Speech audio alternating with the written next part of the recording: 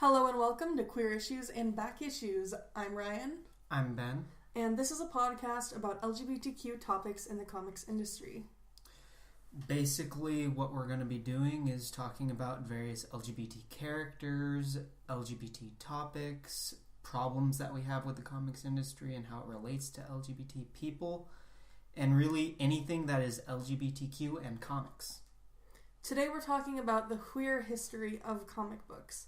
It's going to lay a foundation for some of our other episodes and introduce a lot of the characters and ideas that we're going to follow up on later. So, without further ado, we're going to start out in the 1930s with the Motion Picture Production Code. Basically, before the comics industry was really a thing, we had the film industry, which actually very early on had a lot of queer representation in its movies and a lot of women who were able to direct. Once the industry became popular and people realized that there was a lot of money in it, that's when those groups started to be pushed out and it became the straight men's, the old boys club, basically. So the Motion Picture Production Code came on pretty much as that was happening, and it banned things like drugs from being shown in movies, homosexuality, white slavery, which basically means sex trafficking, miscegenation, and ridicule of the church. Later on, in the 1950s, we have the Lavender Scare at the beginning of the Cold War, where people were basically worried that there were gays in our government, so the U.S. Senate started to investigate for them, just like they did for communists. And 2 years later, the DSM-1, which is basically how psychologists classify different mental illnesses, lists homosexuality as a sociopathic personality disturbance, which definitely adds even more stigma to same-gender attraction. Exactly. In 1953, President Eisenhower says officially that there are no gays in the government and equates gays to alcoholics, druggies, or neurotics. And just 1 year later, in 1954, Dr. Frederick Wortham published Seduction of the Innocent, which was a book about Batman and Robin, kind of, who had been introduced 15 years earlier that discussed how so-called homoerotic subcontent or homoerotic subtext is perverting children's minds. And because it was so widely popular, the U.S. Senate Subcommittee on Juvenile Delinquency investigated the comic book industry for perverting children. Yeah.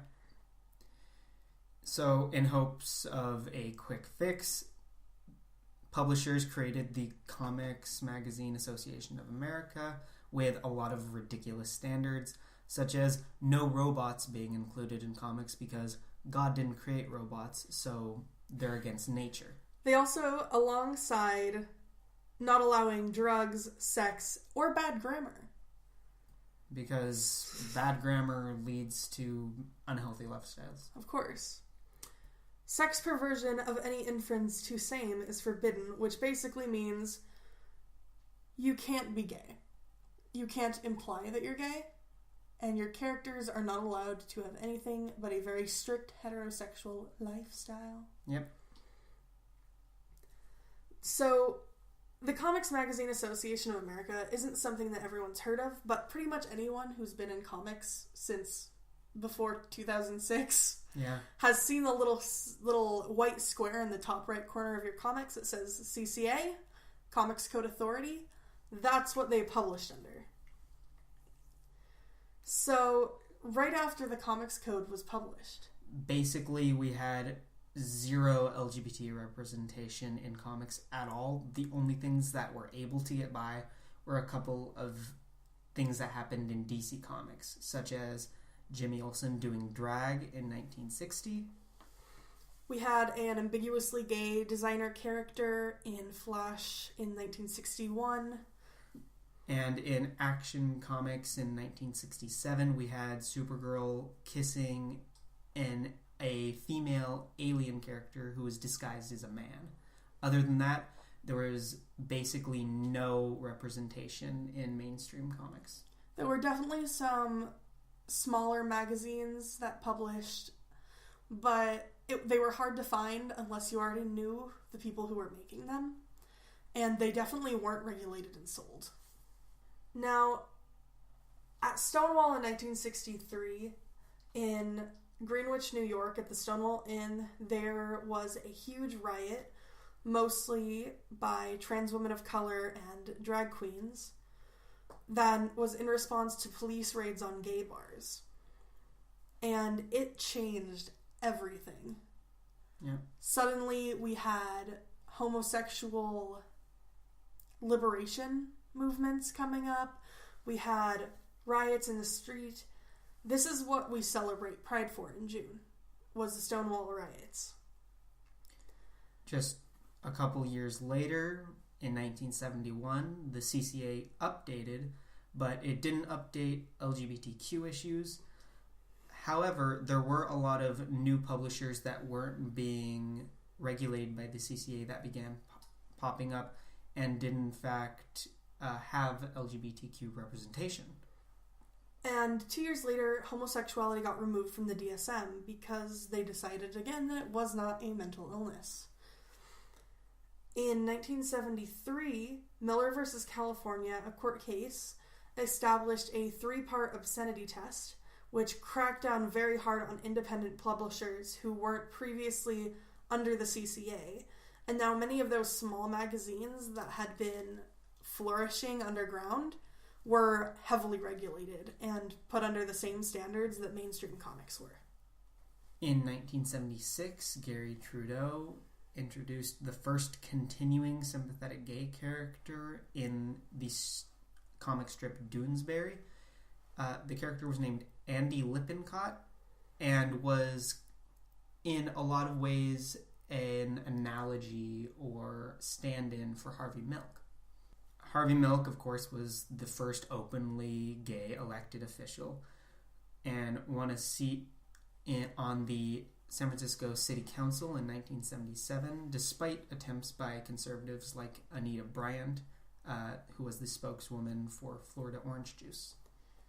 And funnily enough, the year later in Howard the Duck, we actually see a very blatant Anita Bryant parody.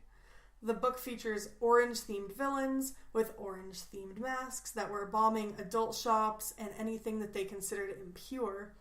And in one of the last panels, Howard the Duck reveals the leader and mentions that she is a human female from Dade County, Florida. And you see the silhouette that is uncannily Anita Bryant. So, to anyone who says that comic books are not political. Yeah, they are undeniably political. For better or for worse. And for worse, in 1978, Harvey Milk was assassinated, which, again, changed everything and began making people wonder, is assassination, is gay bashing, are these hate crimes? That was really the first time anybody thought about it. In 1980, Gay Comics, with an X, was created by actual queer authors and began publishing about LGBTQ topics, specifically gay men, mostly. Of course, they weren't under the CCA. Yeah. They were an indie, unregulated comic. And they didn't have very much reach. And in 1980, Jim Shooter published what pretty much everyone would say is infamous rather than famous. A Hulk story on Hulk 23 called A Very Personal Hell. And it is the first gay-themed story in superhero comics, which sounds fine and dandy until you realize that the story features Bruce Banner getting raped by a couple of teenagers. Almost getting raped. He hulked out. And he did not Hulk out, actually. Right. He told his rapist that he was the Hulk, and they freaked out and left. It was also pretty racist because the instigator was a black teenager who was pressuring his white teenage friend to also assault him. And there also wasn't very much closure for Bruce Banner in the end. He talks about it for a couple panels and then the story moves on. They never really bring it up at any point ever again. It's just kind of a one-off that got erased by history. Yeah. That is not a good start for mainstream comics and LGBTQ issues. And it didn't help that the year later is when they found the first case of HIV/AIDS. But at that point, it wasn't called HIV, it wasn't called AIDS, it was called GRID, or Gay-Related Immunodeficiency Disease. And at that point, President Reagan, did about absolutely nothing to stop it. It was not addressed. 2 years after that, John Byrne, in Fantastic Four, wrote the first use of the term gay in mass market comics, which is the first instance of what we like to call, is John Byrne straight? We're not sure. Because there's a lot of instances of him being a pretty good ally. Yeah, John Byrne is the best ally. He certainly did a lot at a time where it was very not okay to talk about it. Definitely. And in fact, it was the first in mass market comics, but comics were huge. You know, comics was not yet really a dying industry like it is now. Yeah, it was comics very was much massive. growing at the time. You know, Fantastic Four was a popular comic. People didn't want to talk about this because, shush, they're gays. They're the ones who are making everyone sick because they're sinful. They're wrong. And to have somebody come out in Fantastic Four, superheroes in Marvel Comics, not DC's whatever they were doing in the 80s, but Marvel, which was the leader of the 80s, coming out with Fantastic Four and having a character talk about being gay, that's a pretty big move. And it was not censored by the CCA. Also in the 1980s. Late 1980s. Yes.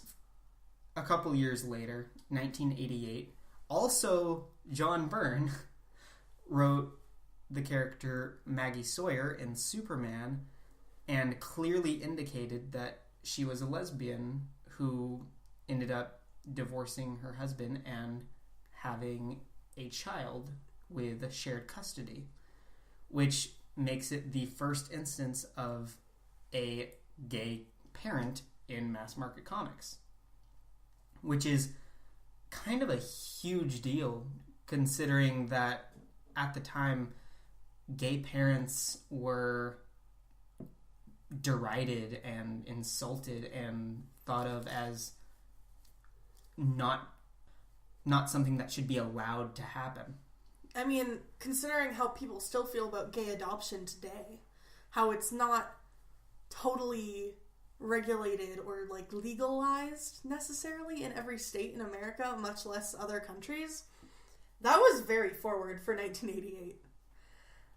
And another story came out by DC in 1988, which was Green Arrow 5 and 6. And it features the Arrow breaking up a gay-bashing gang in a story that was written by Mike Grell.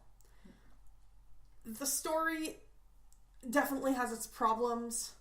It's very much a sad... It doesn't end up good for the gays. There's not really any resolution for it. And it can definitely be perceived as racist, considering it's this rich white guy, running into a group that's pretty much all black gangsters who are bashing gays. And it definitely wasn't the most positive representation, but it was still important to have a very popular superhero or hero, coming out in comics and saying, hey, gay bashing is wrong. Not coming out in comics. We're a bit away from that. But, helping out queer characters. Definitely. And saying that it's wrong to be beating up gay people because it was practically sport at that time. Now, back to the real world. We have the Gays in Comics panel run the first time at San Diego Comic-Con in 1998, run by Andy Mangels, and there's actually been a Gays in Comics panel at every San Diego Comic-Con each year since. Which is about 20, 30 years, almost 30 years. Yep. That's a lot of gays. Mm-hmm. It's 3 decades of gays in comics in San Diego. And since then, we've actually had, I wouldn't say a ton, but a good number of queer Comic-Cons and queer expos. Yeah. Talking and celebrating LGBTQ characters in comic books. In 1987, ACT UP starts working towards getting the drugs to prevent and treat HIV out into the public because the pharmaceutical companies were not testing these drugs and they were not releasing them, and people were dying en masse. Gay people, people of color, were dying en masse.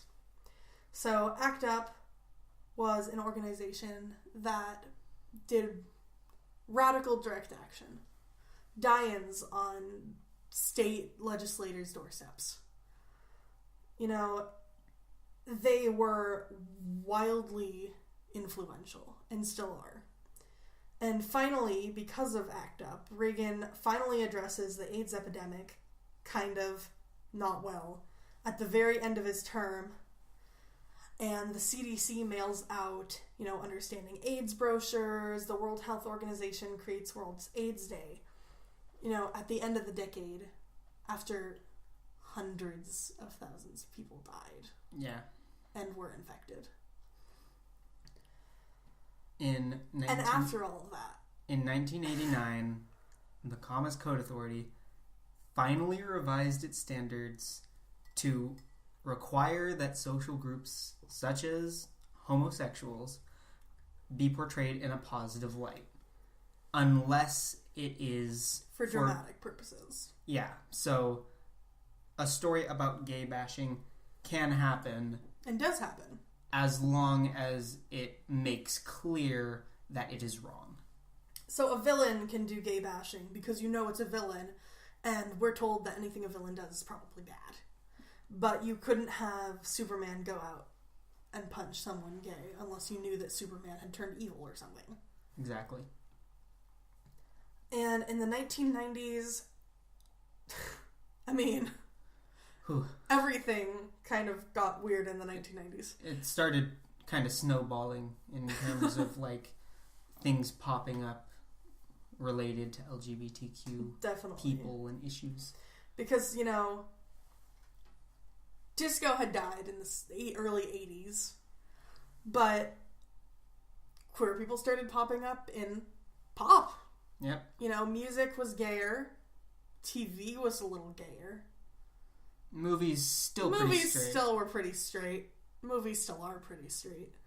But, there were growing niches because after the AIDS epidemic, queer communities had gotten so close-knit that once all of the spaces that we had during the AIDS crisis had shut down because they didn't want to be associated with us, we already had our communities built. We just had to find new spaces for them. So in the 90s, we had a ton of different representation comparatively to what we had before. Yeah. We had reformed supervillain Pied Piper come out as gay in The Flash, which was actually so phenomenally written that GLAAD, which is the gay and lesbian Gay and Lesbian Alliance Against Defamation award flash its first media award for outstanding comic books. They already had movies, they had books, they had journalism, but they decided to actually create a comic book section just to award Flash. Yeah. And since then, they've been awarding comic books every year.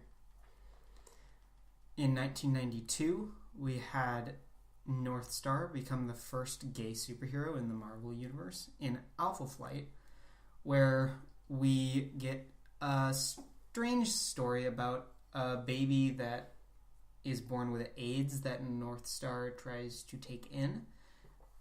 He eventually fights another character named Major Maple Leaf, whose child was killed by AIDS. And North Star comes out to Major Maple Leaf. At the end of the story, which again is only one issue, the child with AIDS does end up dying. And it's a very strange, we all learned something kind of ending, but they don't really say what they learned. So that was written by Scott Lobdell, who is another writer who, for better or worse, does write some LGBT characters, which is better than a lot of writers, because a lot of writers just don't think about it. Yeah, I mean, there's definitely problem aspects in using the baby with AIDS as a sacrificial lamb to give North Star some kind of sympathy, some kind of man pain. But he became gay, and has he been unwritten as gay?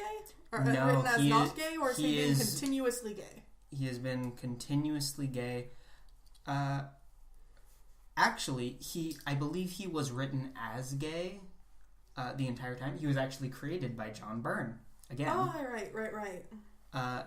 And he was implied to be gay at several points, and a lot of the fans knew he was gay or suspected he was gay, and this was just the culmination of this.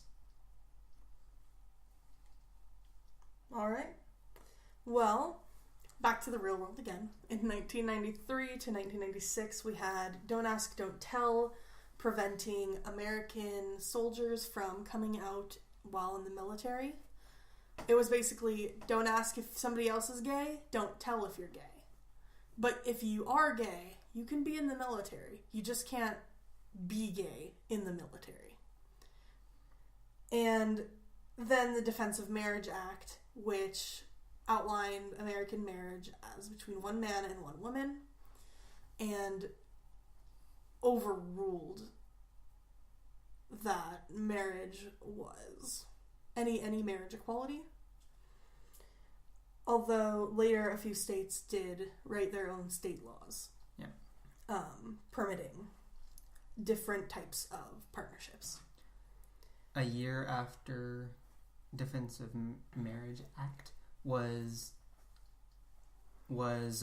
introduced, in the pages of Tempest number 4, we had the first gay comic artist to come out in mainstream comics. Phil Jimenez came out in Tempest number 4, and I don't think that there was really any particular reason that he did. I believe he was just answering a question in the letters pages, but it was really interesting that he decided to do so and be the first one to do something like that.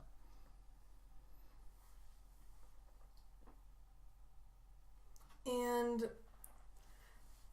a little bit later, in 1999, we have The Authority, which was a comic published as kind of, I believe it was the flagship of Wildstorm at the time, yeah? Yep. Which was a subset of DC. And they were publishing brand new. It was only 7, where they had their 2 characters, Apollo and Midnighter, become a couple. And they are considered one of the most influential gay couples in comics now. Yeah. Because Apollo and Midnighter are analogs of Superman and Batman, respectively. Yes. And this was written by Warren Ellis. And these characters also later, in 2002, become the first gay couple to get married in mass market comics in Authority 29 by Mark Miller, which was actually published right before the series ended. Yep. It was in the last or second to last issue of Authority's run. But they were the first in comics, and there wasn't a ton at the time in 1999 outside of comics either. There were some. Yeah. But it should be noted that while Wildstorm is an imprint of DC, it is not mainstream DC. It was still an other at the time. Nowadays, Apollo and Midnighter are in the main DC universe, but at the time they were like a separate Earth 8 or whatever it was. I'm not sure, but they did relegate this couple to being somewhere else. They didn't feel the need to have it in what most people would be reading. Mm-hmm, definitely. And later, in an extended storyline in Gotham Central 6 in 2003, we had Gotham City Police Officer Renee Montoya outed to her coworkers and her family. And this was actually written by Greg Rucka, who is also on our list. Also on our list of good writers who write LGBT characters. Greg Rucka is a favorite of mine right now, specifically because I've been reading his stuff on Wonder Woman, which is fantastic.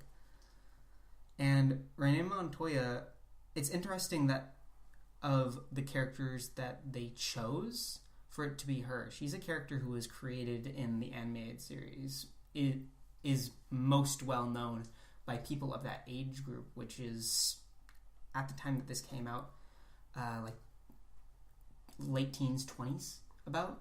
It's actually kind of interesting that I would say, I'm not sure if it's both, but two of the main characters who are considered to be the very important characters who moved from the animated series to comics and mainstream in general are both canonically queer. Yeah. Being Renee Montoya and Harley Quinn. It's very true. I have no idea if anyone talked to Bruce Timm about this, if that was something that he originally planned or not, but it would be interesting to find out. Maybe in a later episode. Yeah, we'll do our research. And we have actually our first teens come out in comics in Young Avengers with Hulkling and Wiccan in 2005, and this is another book that got a GLAAD Media Award for Best Comic, and it also won a Harvey Award for a new series in 2006. Yep. So this is probably, when people think of gay couples in comics, I feel like most people would say Apollo and Midnighter. They probably would say Renee Montoya. And Batwoman. And then they would probably say either North Star or Young Avengers. Yeah. Because even if the Young Avengers haven't been used a ton, their characters are prominent enough in comics and mainstream enough in comics to have some standing. And they have been pretty consistently published over the last 10 or so years, which gives them a lot of credence to being well known. Yeah, so this is about the time where Marvel finally steps up. Yeah. And stops publishing really gross Liefeld stories. Well, they didn't stop, but they stopped posting homophobic Rob Liefeld stories for a while. Yeah. Now, we had just mentioned Batwoman, and in 2006, we actually get Batwoman appear in 52. Yep. Not New 52. The series 52, which establishes that she is in a relationship with Renee Montoya, which has been an off-on-again thing over the past, 10 years? 11 years? Yeah, that woman's also famously gotten together with Maggie Sawyer. Yep. Whose relationship actually caused the authors of the book to leave publishing. And in 2007, back in the real world, we had California Prop 8, which was wildly influential because California kind of tends to lead the rest of the country in social issues.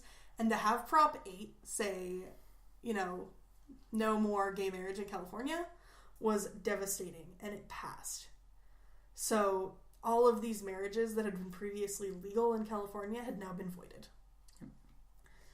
Obviously, that affected everything. And surprisingly, in a lot of ways, it acted more as the comics industry more was a backlash against that rather than appealing to what seemed to be the norm, because there was still a lot of gay characters being created even after that. Mm-hmm. They continued to have their old queer characters keep dating each other, but they also added new characters into the mix, which is kind of unique because I feel like a lot of movies and TV shows, if they create a gay character in the beginning, they have their, let's say if there's a character or a TV show with 20 characters who float around, they'll have 2 or 3 ambiguously gay characters or ambiguously queer characters, but they'll only really date each other, or they'll say they're dating but you never see their partner. But in comics, they're actually creating new characters to have their old characters be in relationships with, be committed with, and a lot of times those background characters become more prominent. Yeah. So back in the comics realm, we have X Factor, written by Peter David, that reveals Richter and Shatterstar as gay and in a relationship, which, bringing us back to Rob Liefeld, is the start of another segment we like to call Rob Liefeld is not only a bad artist and a bad writer. He's just a bad person. In general, he's a triple threat to the gay community. Rob Liefeld is a homophobe and he can't draw feet. Wow, that is the most accurate statement we've said all day, and we're reading off of a list of facts. That should be our segment. Rob Liefeld is a homophobe who can't draw feet. We also got... Fine, we got DC back. Batwoman, written by Greg Rucka. Again. Favorite of ours. And J.H. Williams III, which finally take over a feature slot rather than just appearances and short miniseries. She had a storyline in 52, but she was not the main focus of 52 by any means. Having her own slot in Detective is really huge, considering that Detective is consistently one of the best-selling books. And it was a 9 issue arc. Yeah. And does Detective Comics Post, at that time, did they publish monthly or bi-monthly? At this time, I believe it was monthly. So that was almost a year. Almost a year. Batwoman was headlining Detective. Which is a huge deal. Yeah.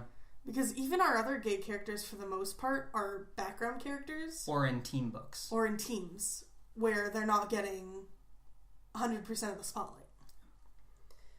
And then in 2010, we had the repeal of Don't Ask, Don't Tell. And that also was very controversial. And media loves controversy. So we get a classic as American Pie comic book get a gay character. And who was that, Ben? That was Kevin Keller in Archie Comics. We both recently watched Riverdale, the series. It has some issues. It has some really good aspects of it. One thing that we both agreed was great was the character of Kevin Keller. He was written as being gay, as unashamedly gay, as being okay with leaning into some stereotypes, which is something that a lot of writers try to shy away from. And overall, having Kevin Keller be a gay teenager in Archie comics, which, as you said, is about as classic in comics as you get, it is a big influence. It's the only comic book that is, I think, still widely published in supermarkets on newsstands. Yep. You know, you can see it right next to the gum and the tabloids. Yeah. You know, you can get it in every country easily. Pretty much. Any language easily. Everyone knows about Archie. Even if you only know that they're the little teeny tiny comics that sit on your grandfather's, coffee table. Yeah. But this is a huge deal. And Kevin has been consistently published. And he got his own 4-part miniseries under Veronica. And then later, an entire headline series in 2011. Yep.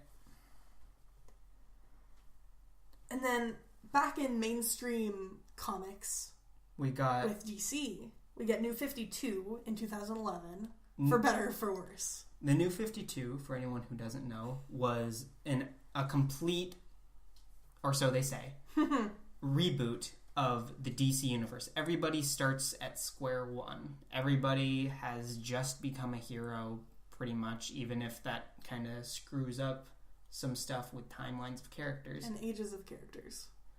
But they actually did have a couple queer characters headline in the New 52, the most famous of which is, again, Batwoman, who was published pretty consistently. She did not make it to all 52 issues, I believe, of the New 52 run before Rebirth. But she did last a while and was in a committed relationship for most of that publishing. And Batwoman is also one of the characters who has been translated over to moving picture. She's in a lot of the new animated DC extended animated universe movies, the ones that are a little bit grittier and for adults. She's in several of those very prominently, namely Batman Bad Blood. Yeah. And in 2012, we got our second character in comics history to have a same-sex marriage with Kevin Keller in Life with Archie. And then that same year, we got Northstar propose to Kyle Xanadu in Astonishing X-Men 50. And so we got 2 in 1 year. 1 year. Within 2 months of each other, actually. What I'm surprised about is that Northstar got married the issue after he proposed. I mean, I know there's time gaps between issues of comics. They're superheroes. They don't have time for wedding planning. I mean, they're X-Men. They have the money to do it. They have the money to just give it all to someone and be like, hey, plan our wedding. We'll be back in 3 months if we're both alive. They're also X-Men, though, so, I mean, maybe they just didn't want to risk it. That's true. Gay and mutant? That's a double whammy. True. Now, that was 1930 to the 2010... early to 2010? Yeah. Early 2010. So now we've got modern comics. And there's a lot of stuff to talk about, surprisingly. We've got another Batwoman series, Batwoman Rebirth, which is gorgeously drawn. I only have the Rebirth issue, but the art in it is so incredible. It's the kind of art that I wish I could do. We also have her in Detective Comics. As a main character. As some would say, the main character. And then we've also got quite a few indie media that features a lot of the queer women that we've been lacking in the mainstream comics, as the mainstream comics tend to be very much guys, and they tend to be white guys. So in indie, we've got Lumberjanes, Snot Girl, Rat Queens, and among others. Kim and Kim is another one. Yeah, there are a lot of indie comics with queer ladies out there right now. And a lot of them are actually written by queer ladies, too. Yep. Lumberjanes and Rat Queens, in particular, I have read several volumes of each, and both are really fantastic in really different ways. Lumberjanes is very innocent and very much allows girls to just be whatever they are. Be weird, be queer, be trans, just be whoever and whatever you are. Rat Queens is what would happen if a bunch of queer feminists got drunk and decided to play Dungeons and Dragons, and it is a riot. It is really funny. Also in indie publishing, kind of, we have Love is Love, which was duly published by DC and IDW. That was in honor of the Orlando Pulse shooting that happened last year. Yeah. And it is very powerful. We're definitely going to have a whole video on this one. Yeah. Just on this issue. It's a single issue, collaboration, couple dozen, maybe 2 dozen?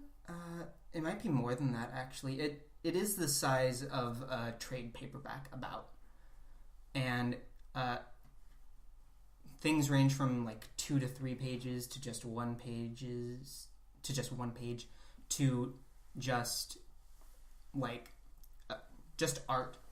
And it's all just comic creators coming together and trying to create something beautiful and create something that expresses how they feel, expresses their love for the community, expresses how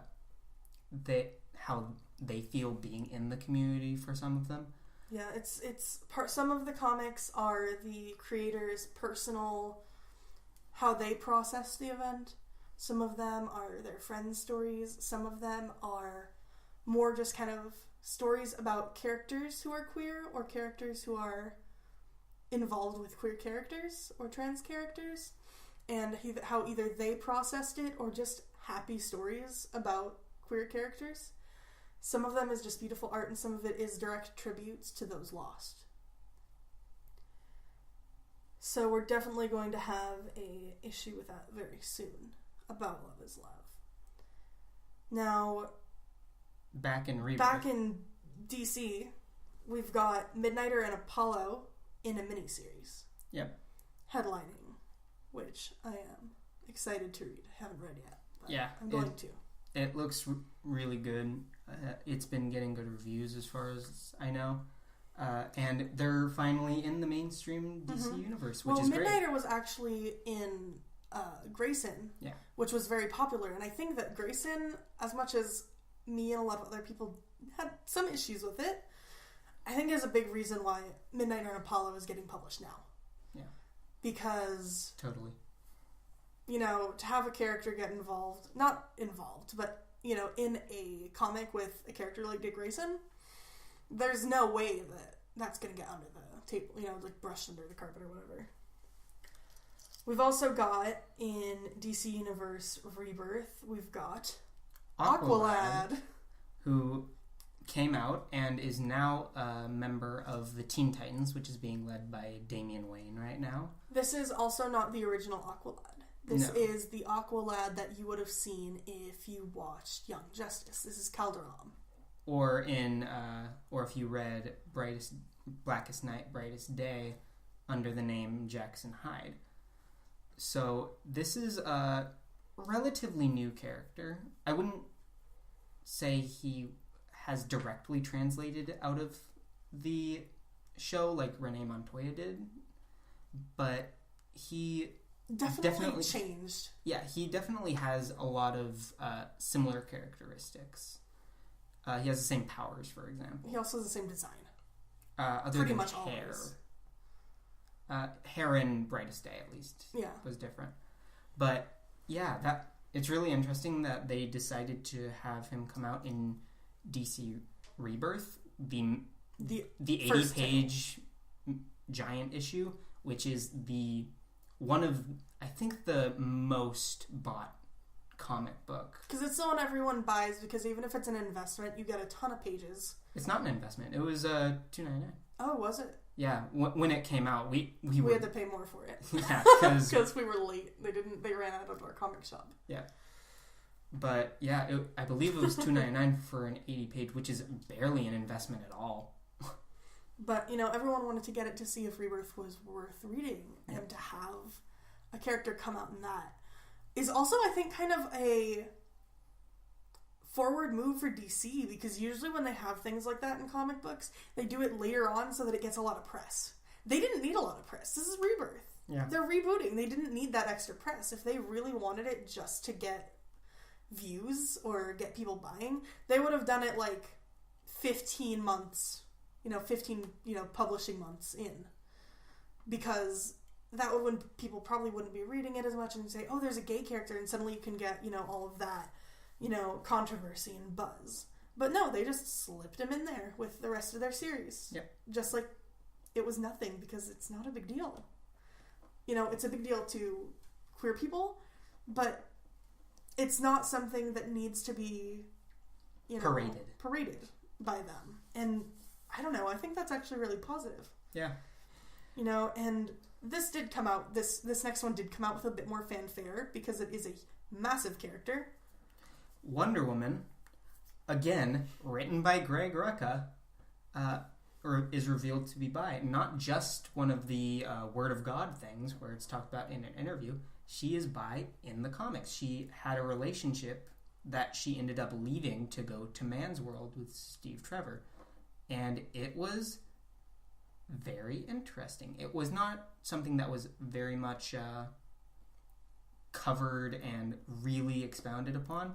But it does clearly show that she misses her ex-lover and had a lot of genuine feelings for her. Yeah, a lot of the previous Wonder Woman authors, when people would ask, hey, Wonder Woman's gotta be, gay or bi because she lives on an island of women. They'd kind of be like, oh yeah, she has to be lesbian. Everyone's a lesbian there because there was only women there. Which isn't really representation. Yeah. It's just kind of saying something's there because you didn't really write it, you didn't have any intent. That's about as much representation as you would get through regular audience interpretation. And a lot of times it would be made worse by having her turned straight once she met men, as if men are some magic way to change sexuality. And then, while we've got all these characters going on in DC, we do have a couple characters in Marvel. Yep. We've still got Hulkling and Wiccan. In Young Avengers, still being consistently published. We have Patsy Walker, aka Hellcat, who is not a queer woman herself, but the book does have queer characters within it. Just a couple of gay men who are not amazing representation. They are just pretty typical gay men, but there's nothing particularly terrible about it. And then, on the other hand, we've got America Chavez in America, which is a solo series that has been recently published about a lesbian Latina. Yep. And we're also going to have once America gets published for a little bit more, we're going to have a full episode about the series. And I do want to mention again that a lot of these characters and a lot of these books were written by the same authors, for better or for worse. We've got John Byrne, for better, and Scott Lobdell for worse. And Not all of, to be fair, not all of the things Scott Lobdell has been bad. He has written genuinely good things, in my opinion. And he seems to be putting in an effort to have LGBTQ representation, which is a lot more than we get a lot of the time. Yeah. He's not Jim Shooter. Or Rob Liefeld. I don't think I could really compare very many other authors to Rob Liefeld, except for Frank Miller. Yeah. I wasn't going to call him out this episode, but just to be honest, if you're a Frank Miller lover, you're probably not going to like this podcast. Yeah, we have some stuff planned. Yeah. We're probably going to have to do an episode just about Batman and Robin as characters because of the amount of controversy that happened to them so very early on, being and still now. Yeah. So we're definitely going to have to talk about some Frank Miller in there with Batman. Yeah. But another author who's been writing a lot is Greg Rucka, who, like I've said, overwhelmingly positive. Yeah. Much like John Byrne's characters. Yeah. And there's a couple other artists artists and writers who we're not mentioning yet, but that's probably because we're going to have an episode about their works, and we'll talk about them then. And just another mention, Ben said it earlier, but many companies like Vertigo, Wildstorm, Helix, or Epic Comics weren't under the CCA to begin with because they were labeled as mature readers. So a lot of the gay characters who weren't in the mainstream, the big two, were mature readers only. So, that kind of says a lot that our gay representation is happening in grown-up comics because we can't have kids reading about them. So, that's all we've got for today. We're coming up at about an hour, so good on us. We can talk a lot. We're going to try to keep these around an hour long. If we go long, it'll be hour and a half. Give us like a quarter, give or take. Quarter an hour, give or take. Yeah.